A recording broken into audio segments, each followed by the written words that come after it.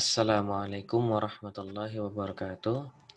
Innal hamdalillah, salatan wassalaman ala Rasulillah wa ala alihi wa sahbihi wa mawalah, amma ba'd. Teman-teman sekalian, kita lanjutkan perkuliahan kita untuk mata kuliah statistik deskriptif. Baik, dalam pertemuan yang ketiga ini kita akan belajar tentang jenis dan skala pengukuran data statistik. Mengapa hal ini menjadi penting untuk kita pelajari di awal-awal belajar statistik setelah sebelumnya pada minggu lalu kita belajar tentang istilah-istilah umum yang ada di dalam statistik. Jadi kalau kita berbicara tentang statistik, maka kita tahu bahwasanya statistik adalah alat untuk mengumpulkan data secara kuantitatif. Atau dalam penelitian kuantitatif, ya kita menggunakan uji statistik ini. Nah, dikarenakan setiap hal dalam penelitian kuantitatif itu membutuhkan yang namanya instrumen, seperti kuesioner, seperti angket, dan sebagainya, maka ketika kita membutuhkan instrumen di sini, kita yang jelas akan melakukan sebuah pengukuran. Kita akan melakukan pengukuran sebab instrumen ketika sudah kita susun maka kan sudah pasti hasil daripada instrumen tersebut akan kita ukur kan seperti itu. Nah, sebelum kita mampu atau bisa melakukan pengukuran, hal yang harus kita ketahui pertama kali adalah kita ketahui terlebih dahulu jenis data tersebut. Jenisnya itu apa, dia masuk ke dalam skala yang mana. Ibaratnya jenis dan skala ini seperti jenis kelamin lah di dalam data tersebut. Walaupun semuanya dalam bentuk kuantitatif, dalam bentuk angka itu ya berarti 1, 2, 3, 4, 5, 6. Akan tetapi tidak semua angka itu memiliki arti yang sama. Tidak semua angka itu memiliki arti yang sama. Walaupun semuanya sama-sama angka, tapi belum tentu dia memiliki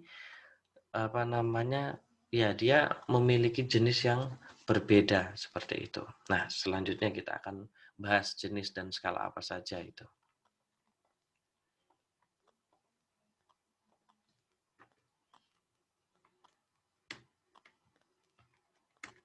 Next slide. Jadi bahwa ketika kita akan melakukan penghitungan terhadap sebuah instrumen, ketika kita ingin menetapkan nilai numerik itu ya angka itu tadi ya, dari sebuah variabel pengukuran kita, itu disebut sebagai pengukuran. Oke, itu disebut sebagai pengukuran. Misalnya saja ketika kita melihat termometer dan mendapatkan angka di sana 36,5 derajat Celcius, atau kita memeriksa menghitung di dalam kardus ada berapa bola lampu yang kita miliki yang rusak seperti itu.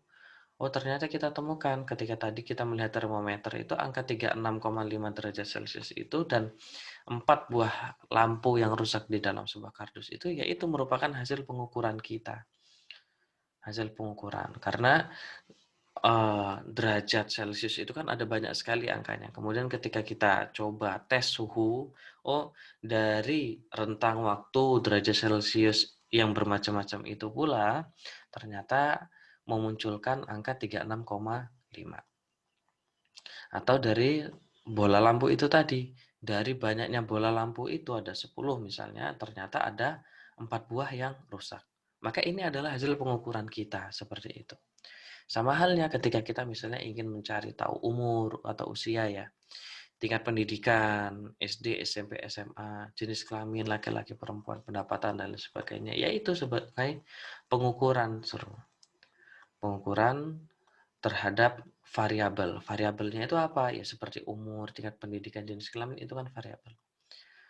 Variabel itu berarti objek penelitian ya, atau fokus penelitian.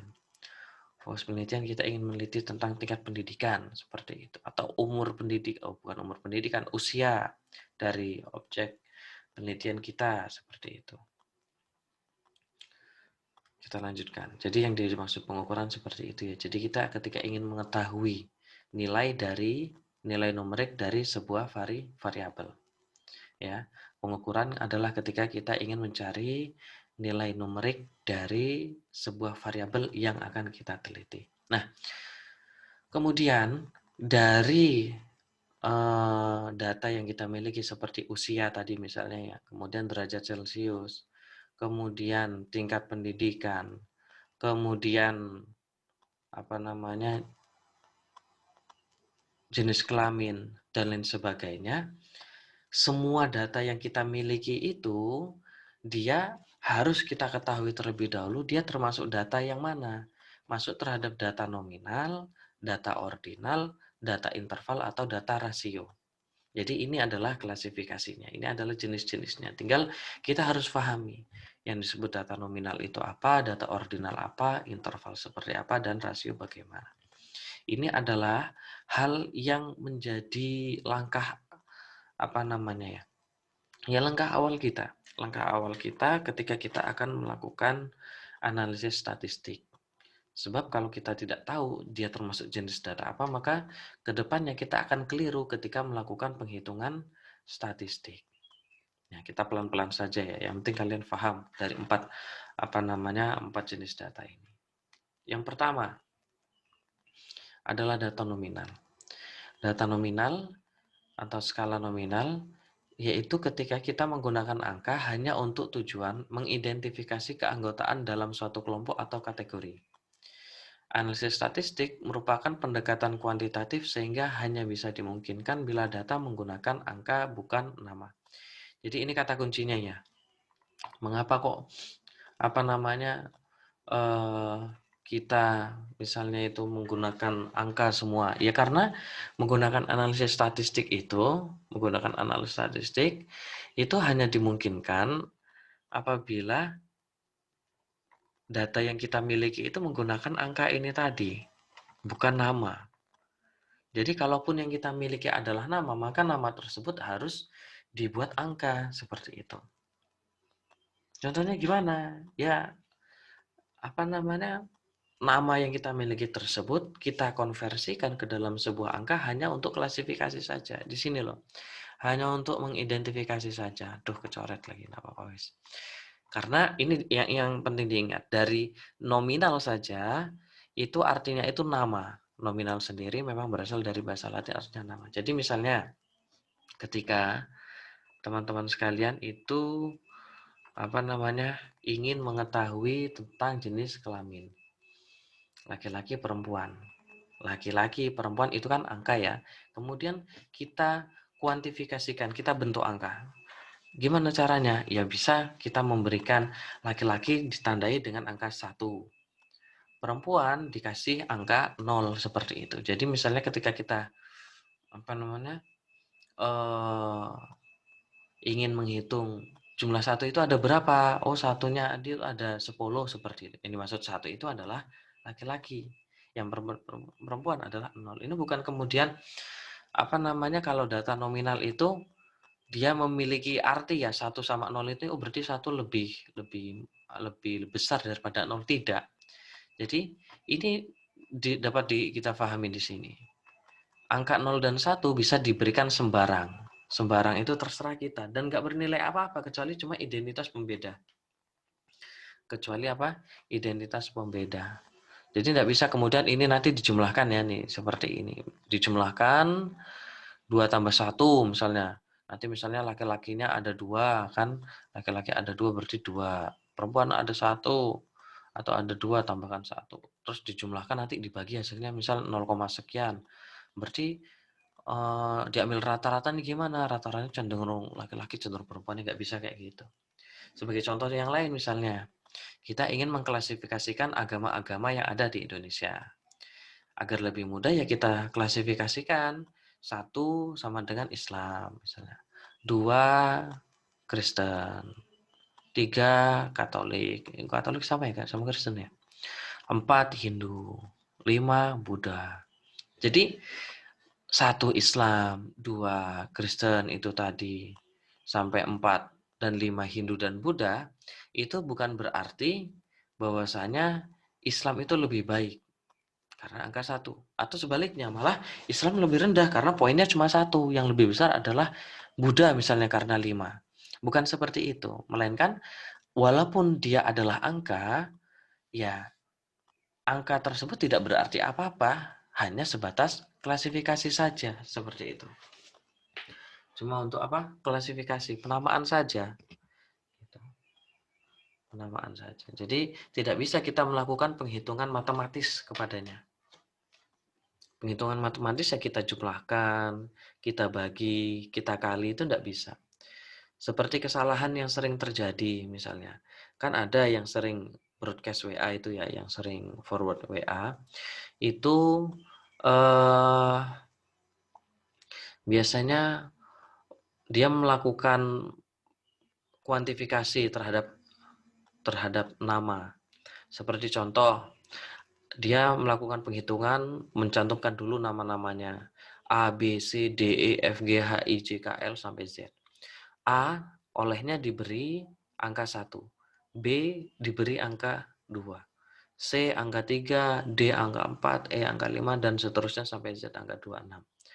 Kemudian setelah dia melakukan kuantifikasi tersebut, yang sudah jelas ini data nominal ya, karena berasalnya kan dari angka itu, dari dari nama itu tadi. Terus dijumlahkan. Namamu siapa?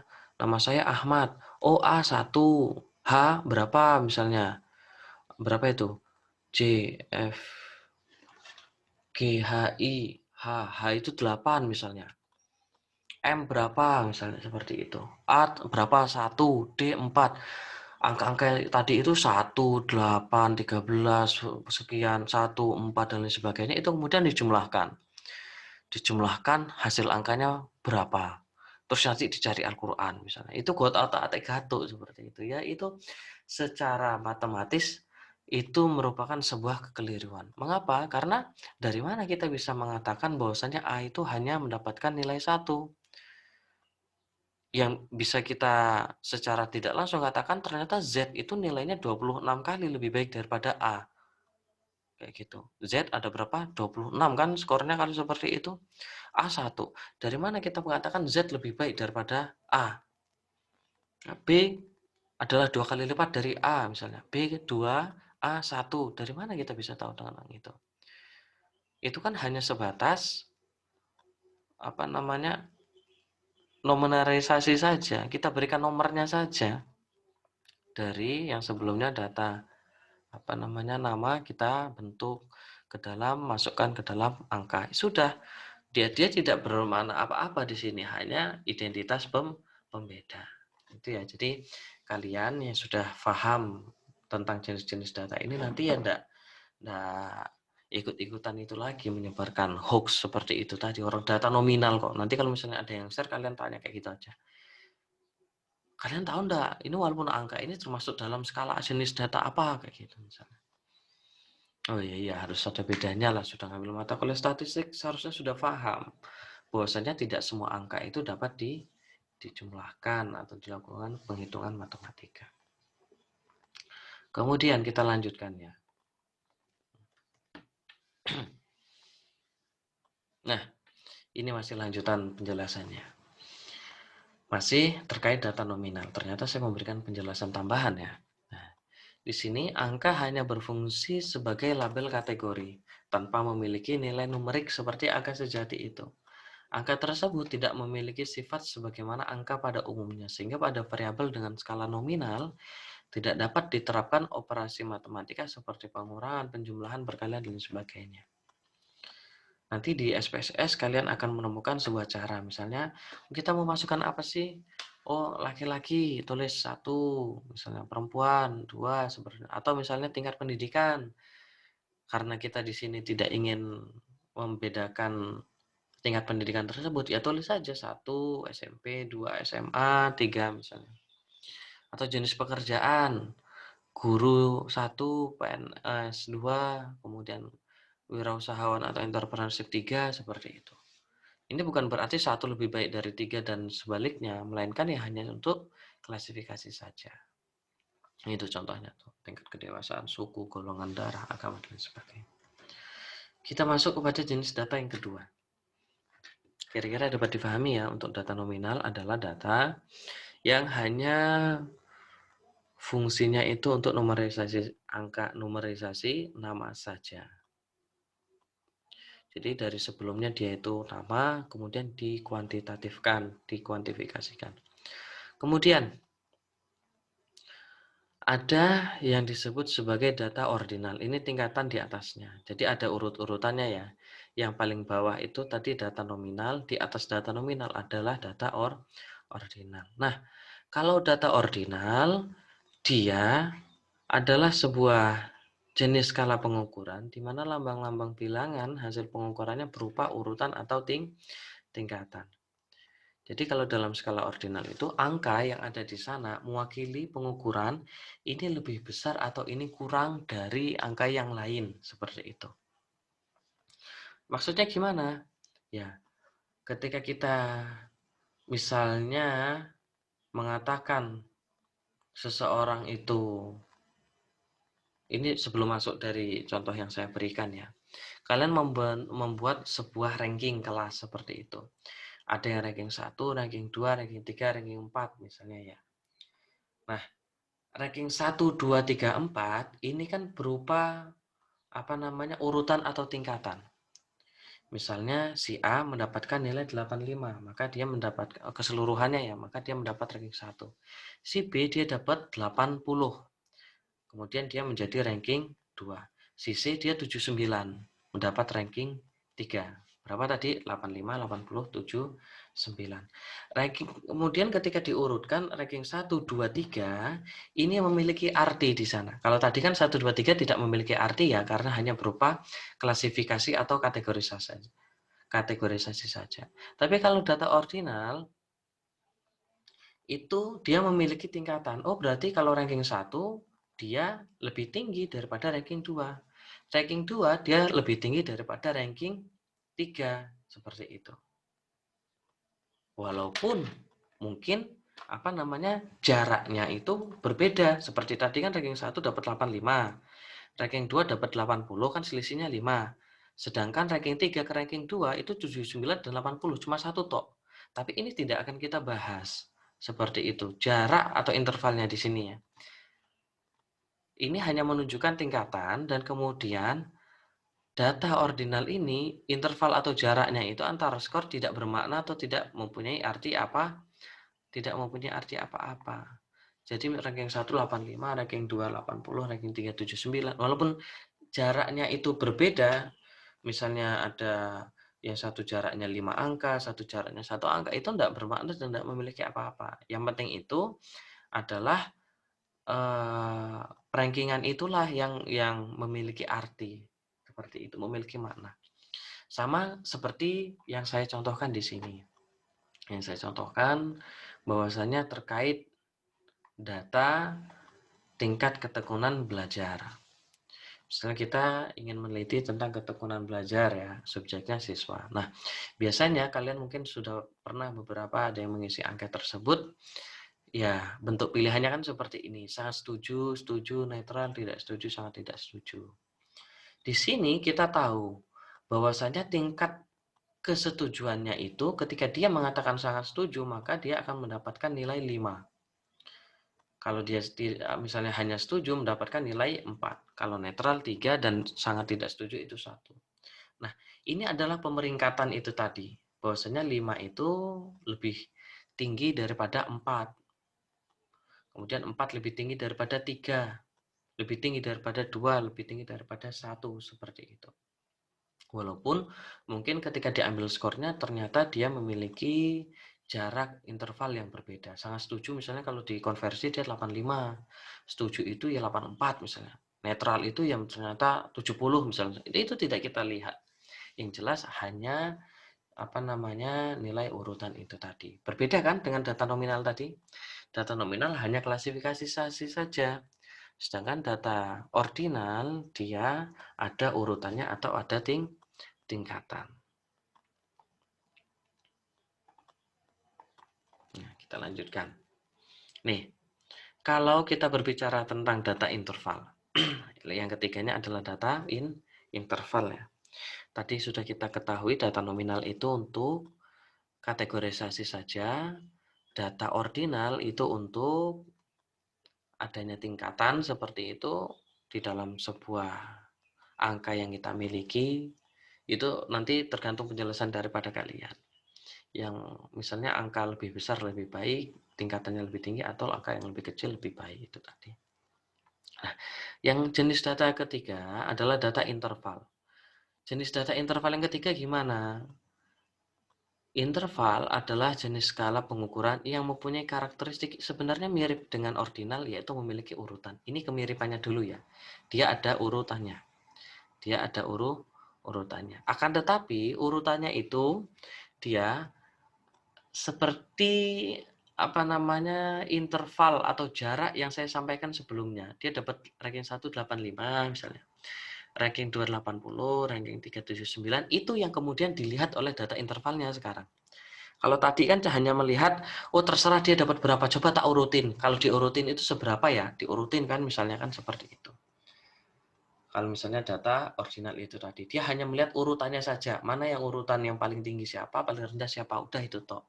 Tapi kalau misalnya data interval yang dilihat bukan hanya itu, melainkan juga jarak datanya, interval data. Interval kan kalian sering mendengar kan? Selisihnya seperti itulah interval data. Misalnya, ketika kita di sini ingin mengukur derajat Celcius ya, kita mendapati angka 40 derajat Celcius. Biasanya kita tahu bahwasanya 40 itu lebih tinggi daripada 30 derajat. 30 derajat itu lebih panas daripada 20, daripada 10. Serta kita dapat mengatakan jaraknya antara 30 dan 10 adalah 2 kali lipat daripada 20 dan 10. Jadi di sini jaraknya itu menjadi penting. Seperti itu ya. Intervalnya itu menjadi penting. Kalau yang tadi itu kan data ordinal tidak. Nah,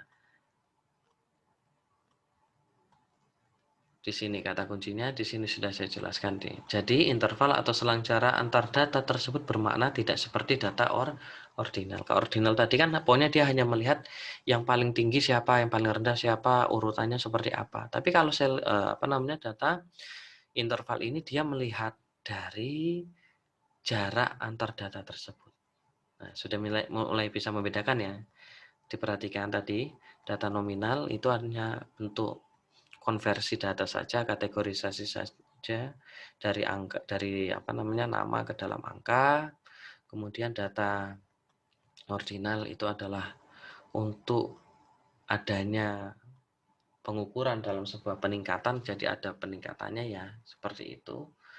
Kemudian data interval, dia tidak hanya itu saja, akan tetapi selang data tersebut atau jarak data tersebut memiliki makna di sana. Nah, jadi di sini harus kita bisa lihat klasifikasi. Kalau saya menghafalkannya itu cukup nama depannya. Rion seperti itu. Rion itu apa? Rasio interval ordinal nominal. Jadi rasio itu data yang tertinggi yang akan kita pelajari setelah ini. Nah, ini penjelasan sedikit tentang data interval. Karena ini sedikit berkaitan dengan data rasio ya. Perbedaannya di mana? Jadi kalau data interval itu dia tidak ada level 0 absolut. Contohnya seperti yang kita hitung itu tadi, 40 2 kali lipat dari 20 bisa kita lihat. Akan tetapi angka 0 di sana bukan berarti 0 mutlak yang tidak memiliki makna. Melainkan 0 itu hanya merupakan sebuah kondisi juga. Yang dia boleh jadi nanti malah minus seperti itu loh. Jadi ada minusnya sembarang. Minusnya juga. Kayak gitu. Tapi enggak perlu kalian memahami ini lebih lanjut tentang yang contoh-contoh seperti itu tadi saja. Cukup kita memahami skala ini di dalam penggunaan instrumen penelitian kuantitatif dalam pendidikan atau biasanya masuk ke dalam pembuatan kuesioner atau angket. Nah, ini contohnya kan. Nah, dia ingin menghitung kualitas pembelajaran di kelas, ternyata 5 itu tinggi. Tapi di sini ada jaraknya, rendah dan tinggi. Rendah dan tinggi, ini kemudian jaraknya itu diperhatikan. 1, kedua, ketiga, keempat, kelima. Jadi 1 ke 4 itu kan jelas berbeda dengan 1 ke 3 kan kayak gitu ya. Jadi dia ingin mengukur rendah dan tinggi, intervalnya, jaraknya itu berapa yang akan dipilih seperti itu. Ini berbeda dengan jenis data yang sebelumnya. Kita lanjutkan. Yang terakhir adalah data rasio. Ini adalah data yang paling angka sejati lah dikatakan seperti itu.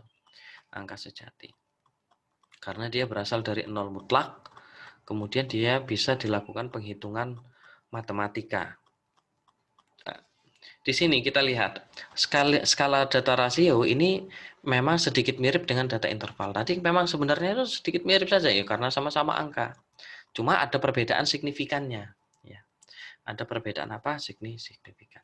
Perbedaan di mana? Kalau interval dia tidak memiliki nol absolut. Angka nolnya itu bukan ketiadaan makna atau ketiadaan angka kalau interval. Tapi kalau di rasio dia memiliki nol absolut dan kelipatannya itu bermakna. Jadi kalau di dalam data rasio itu ketika kita ngukur misalnya berat badan siswa itu kan dimulainya dari nol kan. Gitu. Jadi intinya kalau misal datanya itu merupakan angka sejati dimulainya dari nol, kalau nol itu nggak ada arti apa-apa. Ya misal berat badan nol itu kan berarti ya nggak punya berat, nggak mungkin minus juga kan kayak gitu. Nggak mungkin minus. Kalau data interval tadi dia hanya mengukur interval atau jarak data saja. Ya. Tapi kalau data rasio dia berasal dari nol mutlak. 0 kilo berarti dia tidak punya berat. Pendapatan orang tua dari 0 sampai 1 juta misalnya. Dari 1 juta sampai 2 juta misalnya seperti itu. Tapi dia berangkat dari 0 itu tadi yang paling minimnya. Seperti itu. Kemudian biaya pendidikan, usia misalnya. Usia kan usia paling rendah seseorang itu lah yo setidaknya ada berapa menit kan atau berapa detik, nggak mungkin usianya 0. Usianya 0 lah ya turun lahir kan kayak gitu. Nggak bisa minus juga kan. Minus lah yang dalam kandungan. Nah, di sini. Jadi